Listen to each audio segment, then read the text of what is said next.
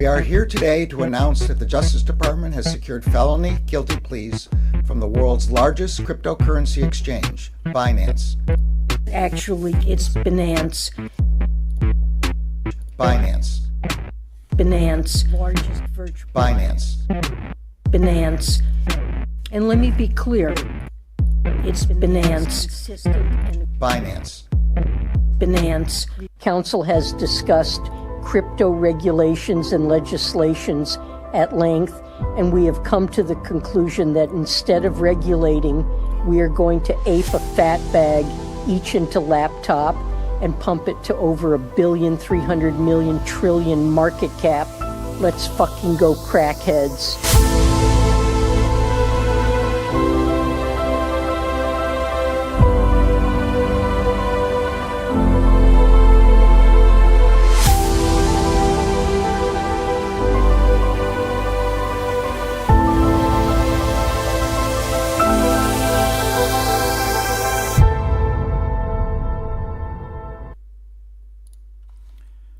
Good morning, everyone, and welcome back to another episode of the Crypto Morning Coffee. I got my coffee locked and loaded, ready to go, because we have to talk about Bitcoin, what is going on with Bitcoin, and a lot of major things happening at the moment. We are going to talk about the big, beautiful bill. We are going to talk about exchange reserves dropping like a rock to all-time lows.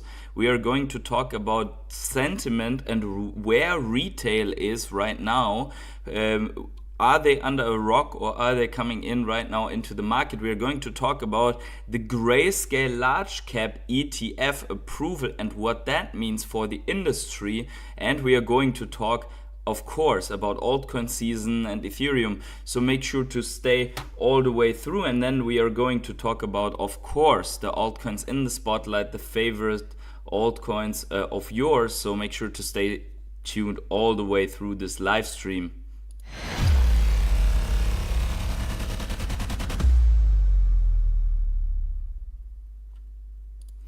So good morning to each and every one of you. I hope you're doing right. I hope you have your coffees locked and loaded, ready to go, because right now Bitcoin just takes another turn here in this, let's say, flag falling channel that we are observing now since, I don't know, probably since mid of June. We are at least observing that. You remember that we have talked about this, the moment that this had 3 valid touch points, and we are looking here really at a nicely rejection on that, as long as this doesn't break to the downside, which it has a less likelihood. It doesn't matter, right? Of course, this is the daily chart, and we know that we have a even more beautiful setup on the weekly. But for now, I think that is all right, right? So let's see here. What do we have? Good morning. The chat is hyped up a little bit more already. Bodo, good to see you. Nick Lilipska, nice to see you. We have Divine Thing in the chat, and with the awesomeness redefined, and we have Stefan VeChain Stargate. Let's go. Yes, we can talk also about the new staking mechanism for VeChain a little bit later, maybe, or that becomes a dedicated video, as some have asked about already. Now, let's look at the macro first. We have basically this: the US Senate has passed President Trump's big beautiful bill, clearing the way for a final vote in the House. And I think it's worth looking into a little bit what that means. Also, the House can still reject this final version, as Trump wants to have this thing on his desk by July the 4th. So that can happen. So we will see if the big beautiful bill, as it is called, it's so weird how these names work, but okay. So we will see. It's a mega bill, yeah. After days of negotiations and a marathon amendment session that at times appeared to imperil the domestic policy package, this thing is now through the Senate passed to the House. The final vote was 51-50, so it's really split vote, right? With Vice President J.D. Vance casting a final tie-breaking vote, which is for sure good for his, let's say, publicity, right? And let's see if we have it. The non-partisan Congressional Budget Office projects the bill will add at least $3 trillion to the federal deficit over the next decade. You know, the US debt clock that we sometimes pull up here. $3 trillion, that is about 10%, a little bit less than 10% of what the debt clock shows right now, as they are sitting at 37 trillion right now. Some House Republicans reluctantly voted for the package in May, and now with the Senate changes, which include deeper Medicaid cuts, some lawmakers are showing continued resistance. So we will see if that passes the House, but I think in the end they will have to. So there are always two things: new investment packages, and then new increases of the debt ceiling, right? That is basically as sure as the amen in the church, as we say, right? And so we have, I think the bottom line is you need 3 trillion, and the 3 trillion then subsequently plus the 37 trillion somewhere through the years have to come out of a printer, right? Because if GDP, let's actually look this up quickly. So here is the big beautiful bill. Current US GDP.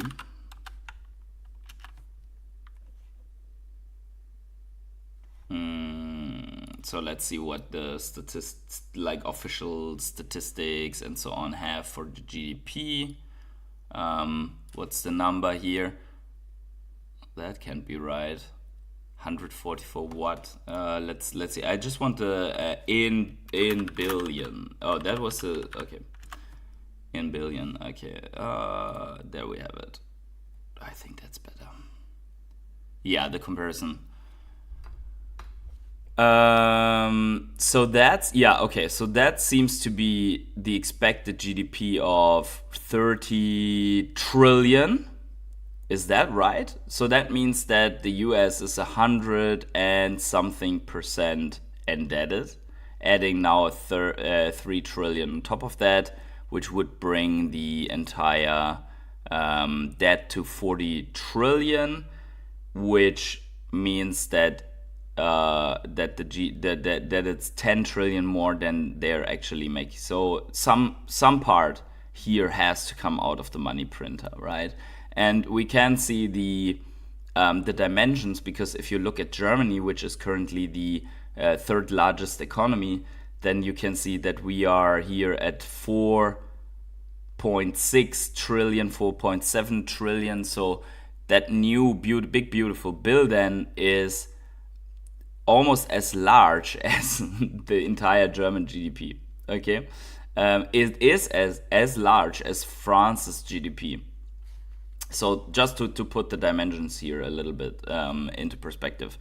Anyways, I think that is clear. Now, what is happening at the same time, and now talking a little bit more about Bitcoin, is the Bitcoin exchange balance. And by the way, that has its own Twitter channel. Has dropped by another 7,633 Bitcoin in only 12 hours and has hit a new all-time low. So we see that at some point these exchange balance move sideways, but we clearly have this downtrend here. And if you look at 2023 to now, about 650,000 Bitcoin have been taken off of the exchanges, right? So very crazy. So hey Adam, good to see you. G Money, what's going on?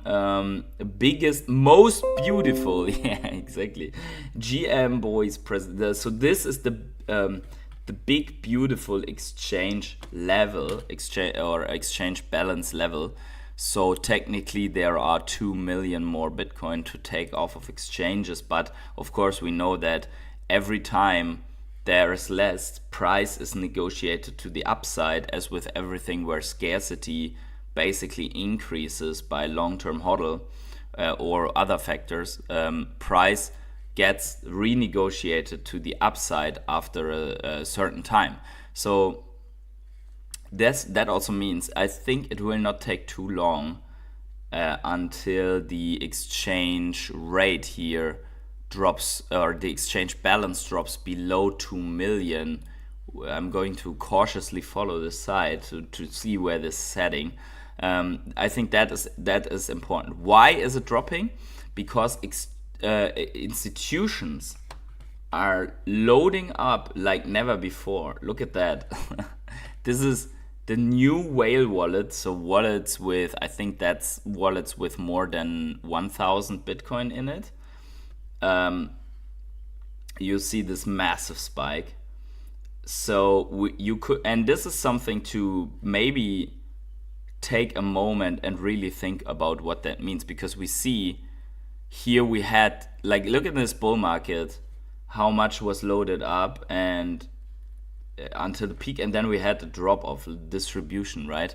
Here we have this steep on-ramp and no reaction just yet, whereas here it was like a big price reaction directly when the Bitcoin onboarding was happening, right? Or Bitcoin accumulation was happening. So here are a couple of thoughts what that means. So first of all, why is the price not exploding as hell, right? And there are a couple of explanations. Some people believe that actually exchanges are pushing around paper Bitcoin without actually moving Bitcoin from one hand to another. So basically saying that some short-term trades and so on are settled directly in cash and never the Bitcoin is touched to be taken off of the exchanges, right? That could be one thing that is to be thought here, because if I see this massive accumulation, it's crazy. On the other hand, what you also could see is if here the ramp up was happening and then the price explosion, and here our ramp up is happening, maybe the price explosion is still in front of us, as we do not have retail here. And basically we could say, okay, last time only a little bit of institutions was in there. This time it's clearly institutional bid. But what happens if retail at some point wants to join the party and also wants to have something of the cake? Are we going to see this FOMO driven by retail on top of this? And if you say, okay, we basically were in a financial tightened bear market all this time, should we have been in a bear market valley, but institutions bought so much that the real bull run would now kick in, like here, for a final leg only now? So these are thoughts that I have. I don't have the definitive and final answer to that, but yeah, it's crazy to see these statistics. And then we have here the guy with the hair. Maybe David Yu and this guy can compete on hairline, although the one of David looks way more organized, but this guy has some hair. Anyways, he also has some thoughts about why Bitcoin price isn't going up. So listen to this. We know Bitcoin ETFs are the most successful product launch like in history. And then someone says, well, if you're going to collect that much money, Bitcoin goes to the moon. But it turns out Bitcoin's risen, but it's kind of churned. I think what happened is a couple things. One is a lot of these ETFs may have been receiving in-kind exchange. So people have their crypto keys, give it to the ETF provider, and then they just stepped up their basis. So that's not going to push up the price of Bitcoin. It adds to their AUM. It's a wash. Yes, it's a wash. And the second is that the ones who aren't involved in ETFs, but maybe they have $10 Bitcoin. We have clients that have bought Bitcoin at $100, and now it's 100,000. They're not looking to, they don't care if Bitcoin goes to a million. They are probably sellers at around 100,000. So we're churning the base now because 95% of the institutional world doesn't own Bitcoin, but a very significant portion of Bitcoin holders are sitting on huge gains. So I think this is the churn that's happening in Bitcoin now. Yeah, and I think this take is very, very likely correct, right? Because if you have people that are sitting in Bitcoin since 10 years or so, and they never took profit, or they even sit on it like 1,000 Bitcoins bought for less than $1, and they never did anything with it, either because they lost their keys and found them back later, or maybe because they were real true believer hodlers, but now it's time to take some lifestyle chips for them because they were in early, right? And think about it. If you had 100 Bitcoin right now and you lived in a shoebox for the last 10 years, and you lived like a monk, but now you have tens of millions of dollars, wouldn't you also sell one or the other Bitcoin to like realize the home, and maybe you have that trophy wife now and so on, right? So these guys, or you want to buy a small yacht and just enjoy your crazy life, right? And you say, yeah, I am a true believer, but I am also good with 80 Bitcoin instead of 100, and I use 20 Bitcoin to realize everything now, live a good life. I think for many people after this 10-year time frame, that's exactly what's happening. And it might be exactly around this 100K mark because it's a very convenient place to sell, right? It feels different. 100,000 feels different than 90,000 probably. And I would say that whenever Bitcoin pinched above 100,000, those people are like, okay, let's maybe take some chips off of the table, right? And that's where hands are changing, because on the other hand, many more people understand what Bitcoin is going to be long term, and they want as much of it as possible at the same time. And yeah, green names galore. Yeah, absolutely, man. So I'd say that is exactly what is happening, and institutions loading up, they will eat this all away so that it never drops below 100K here in the next couple of weeks.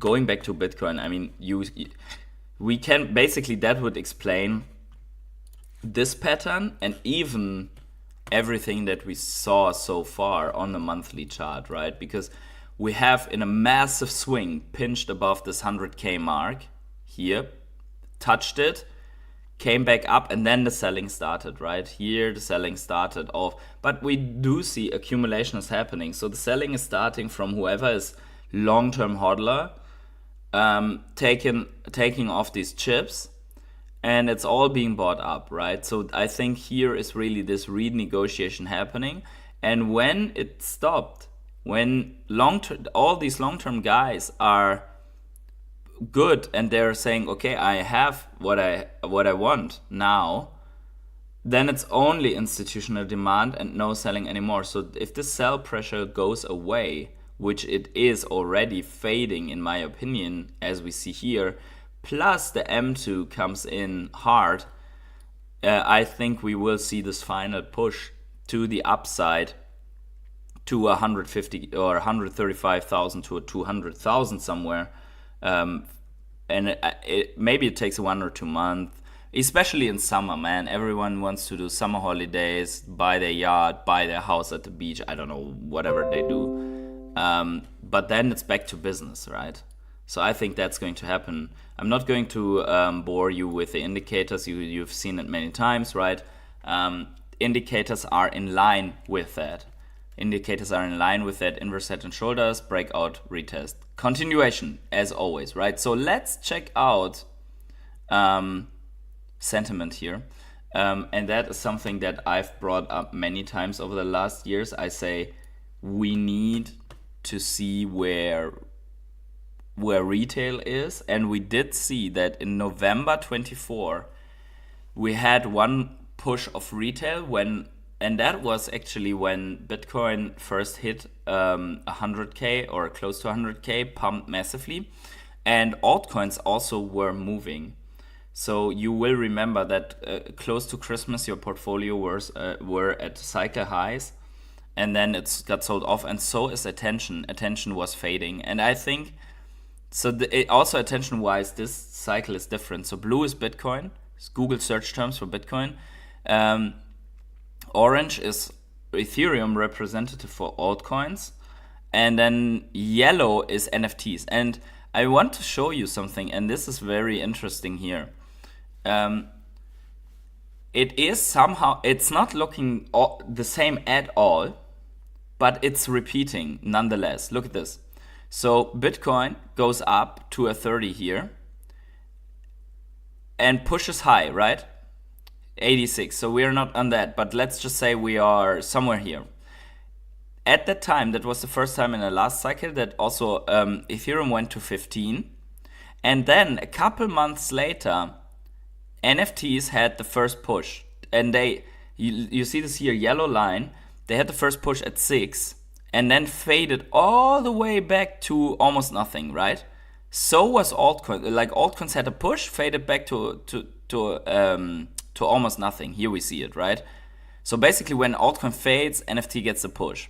Look at this. We have to happen the first sign of life or first sign of reaction here. We had the altcoin push to 7. And here, look at this. When we fade, we have NFTs going to 5. Here, we had NFTs going to 5. Altcoins are already down. Bitcoin went from 62 to all the way back to 19 and 18, that's bear market territory basically. So now the big question is this only the first bump like here, right? Like here, somewhere here? Or is this already the bull run and the bull run is super flat and right? So based on all the indicators and everything that we've seen so far, I would say this was the first push. And there's going to be another push, likely at the end of the summer gap, right? Likely at September all the way through to December or to November, I'd say. And that is where altcoins are going to fire hard. And that is then looking like this, right? You see, we had numbers so far, 100 Bitcoin, 24 Ethereum, and then after the altcoin push, 31 NFTs, way after, right? So altcoin push was here, May 21, NFT peak was almost 1 year later. Not quite, but almost 1 year later. So I'd say, where's the Bitcoin push? Because I mean, 62, we did reach 69 in Terra Luna FTX crash scenario, right? So I'd say unless we're going like beyond 70, that's not real bear market, not real bull market retail interest, right? Should happen. Let's see the chat here a little bit. Christoph says, do you think Bitcoin will first go back down to about 98,000 before the final push up? It's possible. I would say that's a very short-term thing, and it's... So what I do think is, if you consider this flag, right? We actually went here to 97,000 already in not even about 2 weeks ago, right? Sorry, there you go. Here's the flag. About 2 weeks ago, we went to this point, right? And we're now at the upside. We can just push through and pump, or we can take another turn here, and then yes, at least I'd say if you draw this if you prolong this lower end, here, then you would go down to 99, 98,000, exactly as you say. Exactly as you say, that would be the bottom of this range, right? No one can guarantee that we take a full turn because we have already, we could go like this, right? But considering the summer gap, I don't see why there wouldn't be a chance to take one more turn here, as we have seen that this cycle is made of situations like this. You remember probably this scenario here, right? Where this here, right, was basically such a formation, and it took half a year to break out, retest, and then go, right? So you all remember this. It was extremely difficult, I think, for you and me as well. Content-wise, it sucked. FUD, from the momentum, it was full of FUD. Everyone called the triple top here, and then how this was the confirmation of us being back in the bear market, which we said is not going to happen based on different factors, as well as here, right? Also, we have now prolonged phases of correction before the next leg comes in. So yes, why not? Why not go back to 98,000? It could happen, yeah. And it would still, for me, mean the bull market's still on. But it's not a guarantee that we go there and that we get this entry again. So that, in my opinion, is happening. And once we're pushing out of that flag, I think there is more interest coming in. We see every time Bitcoin does a push, we get more search volume, but every time Bitcoin is boring, then no volume, right? And I think that Bitcoin has two states: sideways boring and massive volatile move to the up or downside, not boring, right? Which causes then these spikes in retail user research. Maybe we should ask a banker bot what BTC will do. Do you follow BankerCoin? No, I don't. So let's talk about altcoins, because as I said here, right, Bitcoin pushes into these high spheres shortly after. Altcoins are going to be interesting. I do think that institutions are front running this right now. Okay, so look at this. This is the Ethereum accumulator address inflows. So we are here. This is only June, right? June and into July. So we're really on a monthly basis. This is not a full cycle or so. This is 1 year of Ethereum. So what is that? Shamat. Hey, thank you, Randy, for the $2 donation. Shamat Palihapitia says 500,000 Bitcoin this year. Why not? I mean, everything is possible. We know how crazy crypto is. And usually when everyone agrees on one price prediction, which currently, based on several factors, is 150 to 200K, everyone agrees on that. Usually Bitcoin tends to prove people wrong. So it can happen. And it also depends on how hard the money printer goes and when the rate cuts are kicking in and so on. But right now we see it already. Global M2 is forming all-time highs at a projection around 160K. If that's not the end, then yeah, why not, right? So I can see that, but I'd say let's not count on that. Back to Ethereum. So you see this.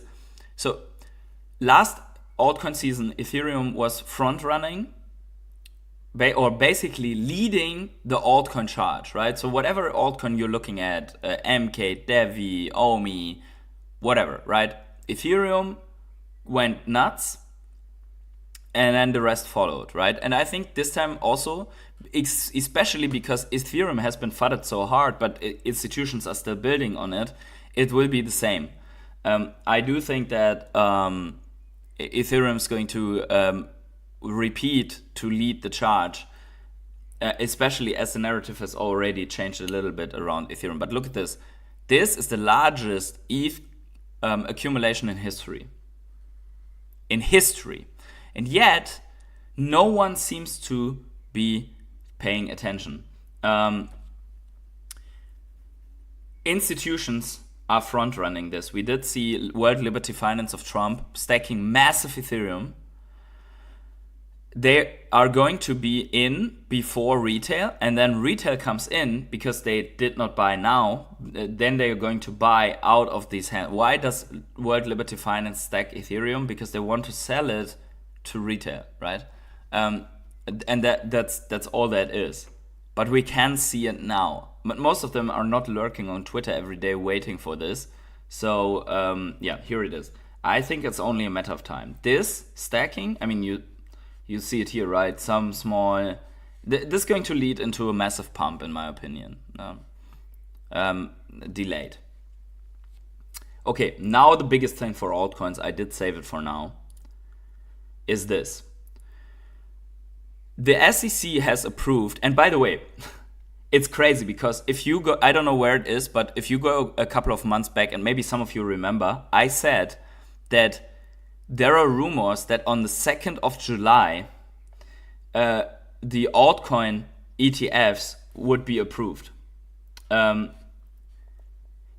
today is the 2nd of July, and that's really crazy. That we have a good chance, I said that back then, that we have a good chance to start the altcoin rally, the altcoin run, at the 2nd of July, because the SEC is going to approve a lot of altcoin ETFs. So look at this. This is the Grayscale Digital Large Cap Fund.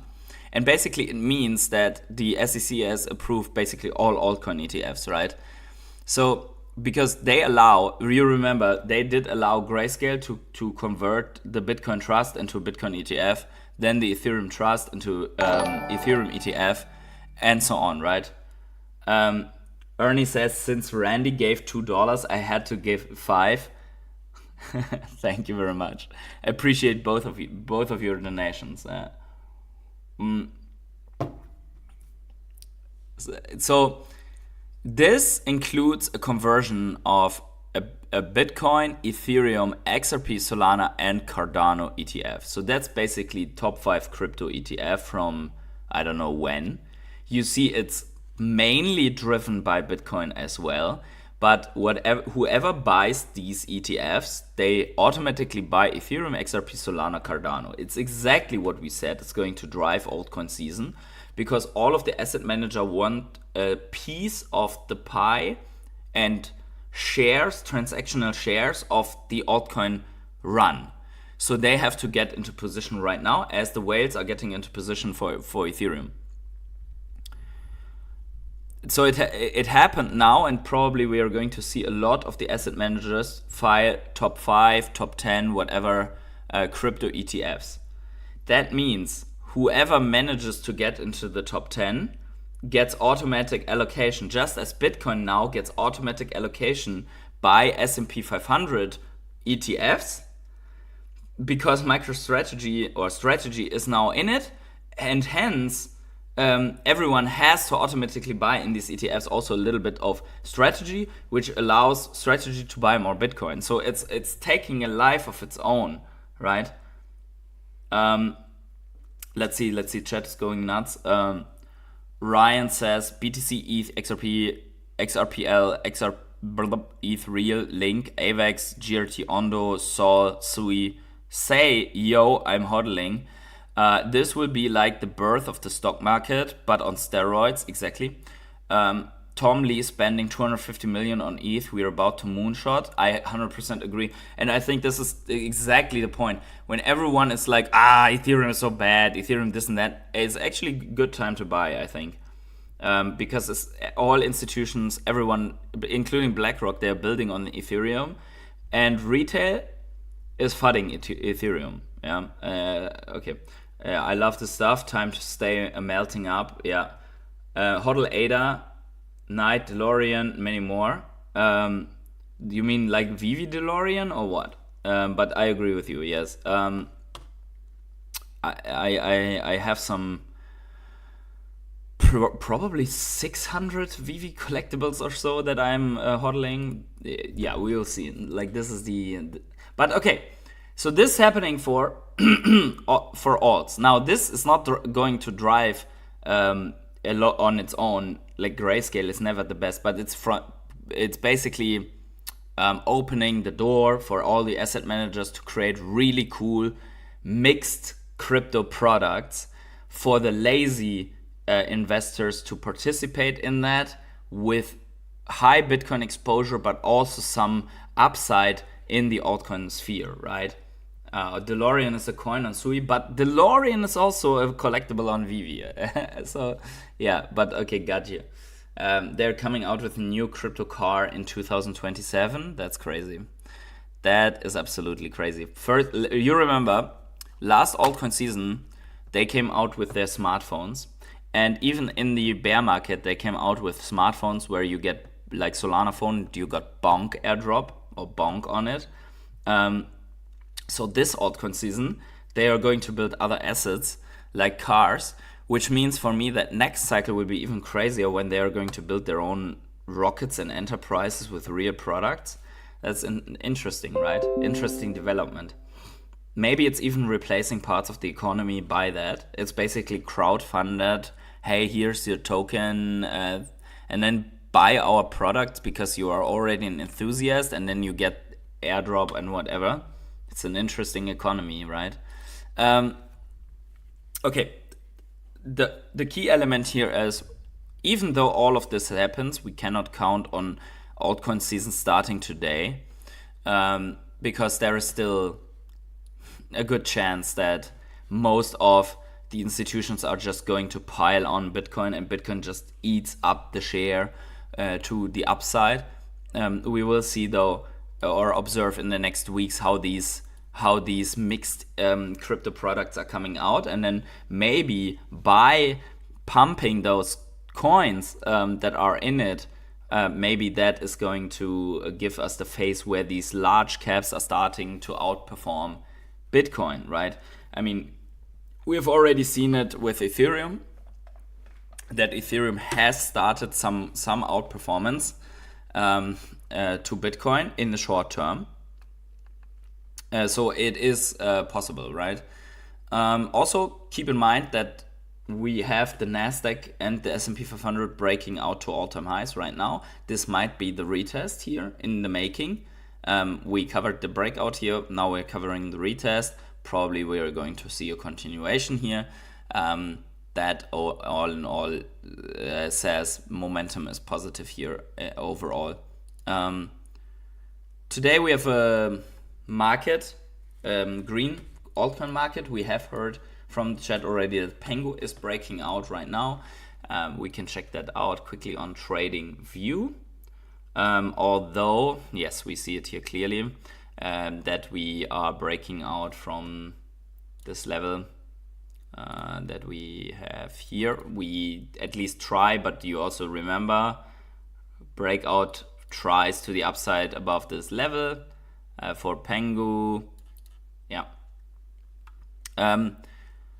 Overall, this is an interesting pattern, right?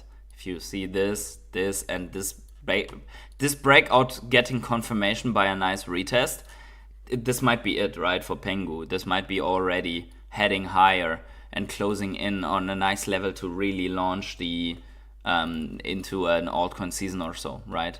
Yeah, Pengu definitely heading higher. But also don't keep in mind these are not like massive moves or so, right? We have 1-2% here. We are red for the altcoins, so it's still coming, right? July and August should be great with a correction in audits, and then back to gains until middle of 26. Yeah, so this is the start of the whole thing. And keep in mind that what is way more important is the coin against BTC. And we do see here Ethereum, after a long time of downtrending, and this doesn't mean that we cannot trend more down for Ethereum, but we have some kind of a potential bottoming scenario And that would be, according to the money flow in altcoin seasons, be exactly the flow that would initiate the first phase to an altcoin seasons where Ethereum outperforms. And in the overlap phase, you remember that it's Ethereum and Bitcoin, they go back and forth. So you could see something like that before you really see Ethereum outperforming Bitcoin at some point. Check HUSDT, whatever that is. HUSDT. What is that? Humanity? Or this? Okay, I know why you want to have me check it out. I mean, that is just launched. It's pumping like hell and whatever that is. But that's very risky. I mean, right? Whatever that is, but it's risky. So, like more established altcoins, they will still do well. Don't expect all-time highs, but and also check them out against BTC, for example. Like for example, here H bar against BTC. You see it here. In the first push, we had a nice push against BTC here, taking out all of that. Now it's dropping off again, but it might be also where a turnaround happens, right? And you have another push. Like these altcoins, they are going to work in massive waves to the upside and then being outperformed by BTC again until the final season and then the rest of the bear market again. The finalist system will be on ETH. Almost everything else will be on Solana. Yeah, but this is a problem. Solana against USDT, for example. Solana is, by the way, nice accumulation here on Solana, right? You see it here. Solana was 99% meme coin trading, right? So we're still waiting on more move to Solana, right? And then don't forget, there's also Base, right? So it's more.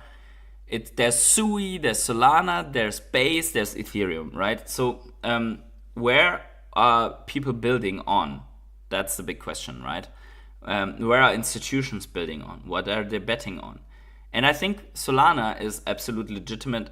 Institutions are investing, but we don't see that volume on Solana yet coming in for larger institutions. And I don't say that this is not happening for Solana. I'm only saying it's not happening now. Most of the volume on Solana was driven by the meme coin craze. And I think that's where more time has to go by for Solana to establish itself as, hey, we have all these institutions building on Solana right now. One really cool thing on Solana is Helium, in my opinion, is they're also working with great telecommunication companies and so on for this extension of integration of these networks to cover like large remote areas and so on, like where only small villages are. So this is a really cool one. There's PEEF is on Solana and so on. So we see it already, but more like crypto native institution, right? Thank you, Ryan. Great news info here. I'll be back to check out your channel more often. Appreciate you and what you do for all of us who are learning. Thank you very much for stopping by and for the interesting discussion. Thank you for your input here. So happy to have you here more often. So for Sol, that is. Now let's check out the Ecomy token here. We don't have any like bigger changes on the price level. We are clinging on for dear life on this resistance we've sliced through to a new cycle low. We did not yet get this push to the upside. We still get smacked down whenever we try to come up at a certain level. So waiting for this move that is going to free up Ecomy into a new narrative or into a new sphere. I think we all know what needs to happen for that. First of all, Bitcoin needs to stop moving here. The altcoins need to go crazy, and then it's also time for Ecomy, I think. I want the 4-year cycle to be broken and have everyone just to justify it. I say you will be not disappointed by that, because I think the 4-year cycle is already broken in a sense. As according to a 4-year cycle, we should have already be in this altcoin move, and we're not.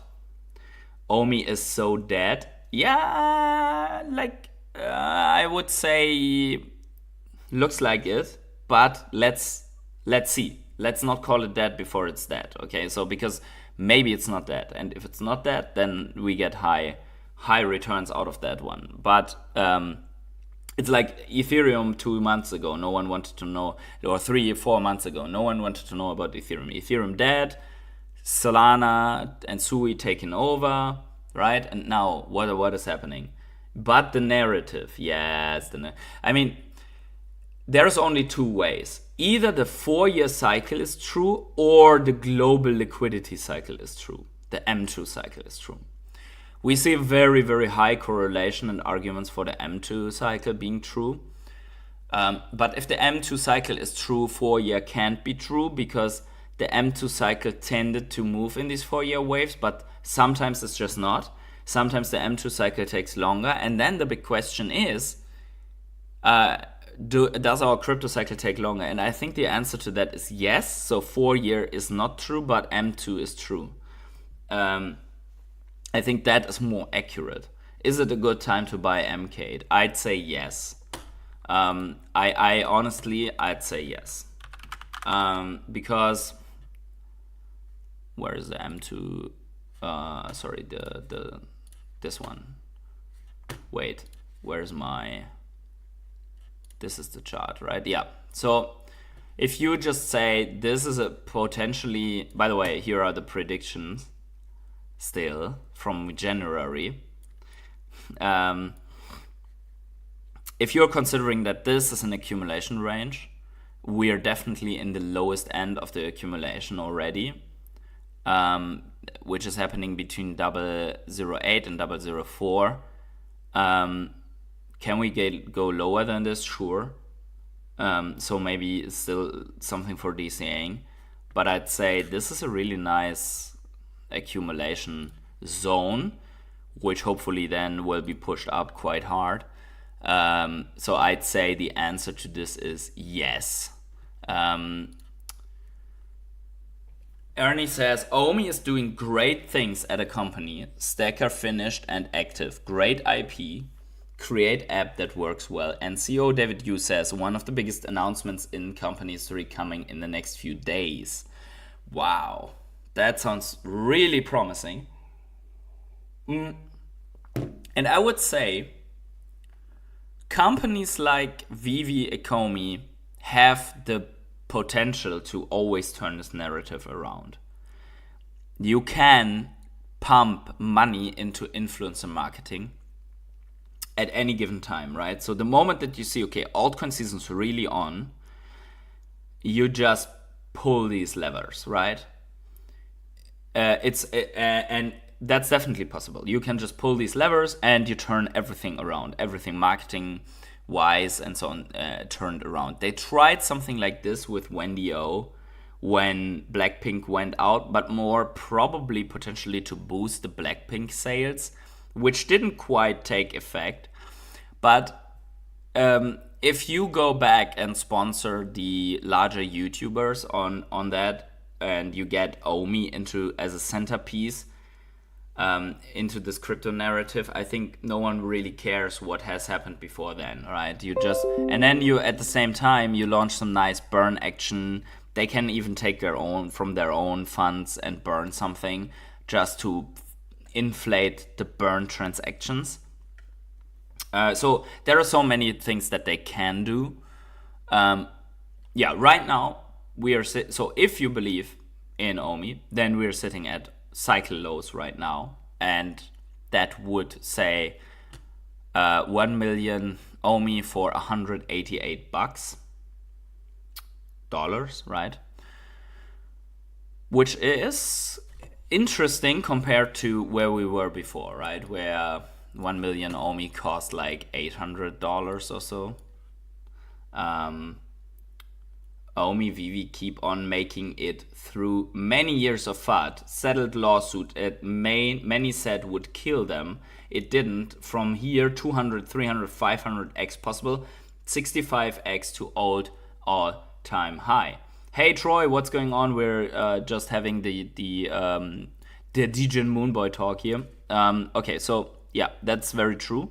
I would say all season target is at least this one, right? Where you have massive distribution by people that bought this phase where the Disney Golden Moments happened, which would be 40x. So 40x from here, I'd take that, right? I'd absolutely take a 40x. Yeah, so I am personally willing to bet on that. Also, look at the volume here, by the way. It's still pretty nice, right? So we are waiting for the narrative to hit, altcoins hit, for the whales to make their move. But and then also we have like many things here on the roadmap that can be done, right? Offer function and stacker and so on, cool things that can be done. Things that are already there are in this box. Vivi and Ecomy can do a massive push on the token just by releasing a new roadmap that is believable and where maybe one or two actions are coming in directly. The US exchanges somehow is there and isn't there. US customers can buy Omi now through the through this Coinbase DEX. I don't know if it's already launched or only announced, right? And then we need a little bit more of this Web3 approach. The influencer marketing I mentioned. Omi in the Viviverse has been confirmed already. It's just not there yet. And then solve the app issues is like my most important point, but it has already gotten better. So like a really smooth app where everything is super fast. I think that's one of the coolest things that you can have because people will be addicted. I remember how addicted we were in 2021 to Vivi. And Vivi has this addiction potential, right? With all this like button clicking and it's like what's on Vivi is highly addictive in my opinion. Just yesterday I logged back into Vivi and I was browsing a little bit the comics, and just because of the wedding I have to stay a little bit back, and like I can't do that. You know this meme like, wow, honey, $7,000. Is it the wedding ring that you bought? And then the answer is no. Actually, it's whatever secret rare comic, right? Yeah, that cannot happen to me, guys. That cannot happen to me. Maybe if they bring back the burns, the original one, yeah, or some kind of a burn mechanic like the original one that actually takes effect through stacker. Actually, we have it on stacker, like transactions on stacker equal burn. What they need to do is the influencer marketing needs to be so that the stacker purchase is in the front and not mainly the in-app gem thing. So participate in drops in the app, but purchase with crypto with Omi on stacker, right? Are you buying Omi right now? Right now, no. But I would add one or the other million probably at this point, if I hadn't to save up for what I just said, for another 2 to 3 months. I have to still save, and then I can go back and buying one or the other million here on Omi. So yeah, wedding comes first, and then we go back to degen mode. Yeah. At the same time, David said, huge announcement coming. He said they are deciding how to do new burns and will be announced soon also. Yeah, I think that's exactly what we have here with this roadmap item. They also know that what we discussed today is happening, that the bull run is coming soon. They are probably also seeing that there will be an altcoin season, and they know that they made their billions in sales during the bull run, where Ecomy was the centerpiece, caught people, brought them into Vivi. People got excited about Vivi and started buying Vivi collectibles, right? So I'd say in the sphere of Vivi Ecomy, I would say Ecomy token, really cool. Season 1 collectibles and Grails, cool. Grails meaning partner statue, Grogun, Pram, stuff like that. Whatever, like what has huge fan bases and a certain scarcity to it, right? I got some cash. Would you recommend me to buy Omi? I would never recommend you to buy Omi, right? I would never recommend you to buy anything except maybe Bitcoin. But even though I'm not your financial advisor, and I do these streams, I'm blah-blahing, talking 1 hour, so you have another point on your research journey. But you have to come to this conclusion yourself. And I tell you that it's extremely risky to take these altcoin investments, trades, whatever you want to call it. It's extremely risky. You can lose all of your money. Many projects died last cycle. Many projects died this cycle. And there's no guarantee that your project survives, right? So that I would say. On the other hand, it's also super risky to only stay in fiat and never take any risk. So this is like the infinite cycle. It's risky to not take risks, okay? But you can take risks in a responsible way. So for example, we did see a lot of irresponsible risk taking in crypto. Also with Ecomy. We remember people taking double mortgage on their houses to buy Ecomy just to have to sell it off at a huge loss because life expenses and obligations were not covered. For me it is, and I just gave you the best example, right? I am not buying Ecomy right now because I have a wedding to finance, right? So I can't do that. So I have grocery purchases, my rent or whatever, like your house credit or whatever other financial obligation. You have wife and children. You have maybe a car where you need fuel to get to I don't know where. Maybe the family vacation is also more important than a Legion altcoin trade. And then after everything is covered, there is X amount of money left that you would have maybe spent for some bullshit that you can spare. And that is the money that you can gamble away on these things, right? Not making any advertisement for gambling, right? But for me, that is the sequence, right? Every of these have priority, and then there is so much that I can take and put into stuff like this, right? And then this, again, at a responsible ratio for me, and this is my personal preference, responsible ratio for me here is 50+% Bitcoin, and then less than 50% into certain altcoins. That is my responsibility ratio, because my thought or train of thought behind that is, if all altcoins die, Bitcoin only has to double and I'm good, right? Which it tends to do every now and then, right? So, but then on the other side, I want to have fast horses in my portfolio, so that's why I try to get ahead. And what are altcoins for me? I don't want to fall in love with the altcoins. I want that the altcoins outperform Bitcoin at some point. So Bitcoin did a 6x, so my altcoins have to do more already since a bear market. But I want to have that money then to buy more Bitcoin, okay? So, yeah. That's my rant on responsibility. So, do it with responsibility, do your own research, and never go beyond what you can really afford to lose. You never can be in the position where you have to sell off altcoins at a loss because you need to cover whatever expense. That can never happen. You have to always think like, if my portfolio goes to zero tomorrow, I can still live my life normally. I don't have to have it. Anyways, guys, for today, that's it. Make sure to smash up the like button, subscribe to the channel, notifications on, and I see you very, very soon, hopefully tomorrow, at another one of Crypto Morning Coffee here. So make sure to stay tuned for that, stay vigilant for that. So wherever you are on the world, have a great morning, evening, day, night, or afternoon. I see you in the next video, live stream. Bye.